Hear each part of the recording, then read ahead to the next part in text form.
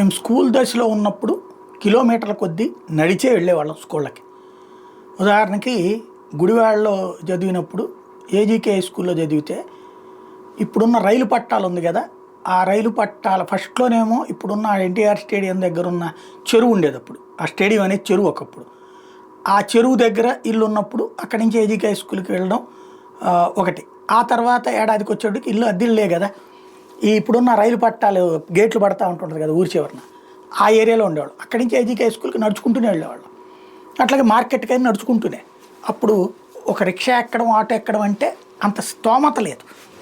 తర్వాతకు వచ్చేటప్పటికి గుంటూరుకి వచ్చేటటువంటి సందర్భానికి పాత గుంటూరులో ఉండేవాళ్ళం. పాత గుంటూరు నుంచి మార్కెట్ దగ్గరికి అది వెళ్ళడానికి బస్సులు ఉండవు.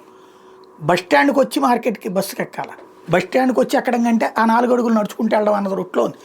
అప్పట్లో నడవడం ఎక్కువ ప్రయారిటీ ఉండేది. కాస్త బెజవాడకు వచ్చిన తర్వాత కొద్ది దూరం ఉన్నప్పుడు రిక్షా ఎక్కడం వరకు ఉండేది.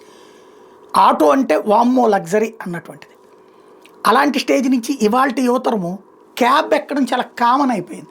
కారు ఎక్కడం అంటే ఆ రోజుల్లో ఏ పెళ్ళిళ్ళలోనో ఊరేగింపుకి తీసుకెళ్లేటటువంటి సందర్భంలో ఉంటుంది కదా, అందులో ఒక్క నిమిషం కారులో కూర్చోబెడితే, మొట్టమొదటిసారి ఎవరు పెళ్లి ఫంక్షన్లో అట్లా కూర్చోబెట్టారు చిన్నపిల్లలం కాబట్టి, అలా కూర్చోబెట్టినప్పుడు నేను కారు ఎక్కానని చెప్పి ఏడాది పాటు చెప్పుకున్నాం. కారు చూసినప్పుడల్లా నేను అప్పుడు కారు ఎక్కాను కదా అనేటటువంటి, అంటే ఆ పేదరికము ఆ వయసులు అట్లుండేది. ఇప్పుడు క్యాబ్ కామన్ అయిపోయింది. ఎందుకని? ఈ ఆన్లైను ఈ సిస్టమ్ వచ్చాక అందుబాటులో ఆ క్యాబుల ధరలు ఆటోలతో సమానంగా అయ్యేటప్పటికి వాడారు. ఇప్పుడు ఇక క్యాబులు ఎక్కాలంటే దూల తీరబోతోంది. క్యాబులకు సంబంధించినటువంటి ఛార్జీల పెంపుకి కేంద్రం పర్మిషన్ ఇచ్చినటువంటి వేళ రోజువారీ పనుల కోసం వెళ్ళేటటువంటి వాళ్ళకి ఇప్పటిదాకా రహదారి మంత్రి శాఖ ఇచ్చినటువంటి లెక్క ప్రకారం 1.5 రెట్లు అధికంగా ఉండదంటే, రద్దీ లేని వేళల్లో ఛార్జీ బేస్ ధరలో కనీసం 50% వసూలు చేసుకోవచ్చట. తాజాగా విడుదల చేసిన మోటార్ వెహికల్స్ అగ్రిగేటర్ గైడ్లైన్స్ 2025 ప్రకారం డెడ్ మైలేజీని భర్తీ చేసేందుకు కనీసం 3 కిలోమీటర్ల వరకు బేస్ ఛార్జీలు వసూలు చేస్తారు. ప్రయాణికులు లేకుండా ప్రయాణించిన దూరం, ప్రయాణికుడిని ఎక్కించుకోవడానికి ప్రయాణించిన దూరానికి వాడిన ఇంధనాన్ని డెడ్ మైలేజీగా పరిగణిస్తారు.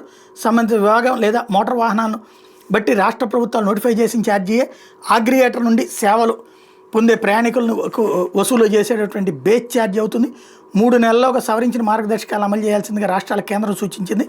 క్యాన్సిలేషన్ విషయానికి వస్తే సహేతుకమైన కారణం లేకుండా అంగీకరించిన ప్రయాణాన్ని డ్రైవర్ రద్దు చేస్తే ఛార్జీలో 10% అపరాధ రుసుము విధించవచ్చు. ఇది 100 రూపాయలకు మించకూడదు. ఇదే విధమైన జరిమానా ప్రయాణికుడిపైన విధిస్తారు. సహేతుక కారణాలు అగ్రిగేటర్ నిర్ణయిస్తారు. అగ్రిగేటర్ లైసెన్స్ కోసం వచ్చే దరఖాస్తులకు వేగంగా అనుమతులు ఇచ్చేందుకు ప్రభుత్వం కొత్త పోర్టల్ అభివృద్ధి చేయబోతుంది.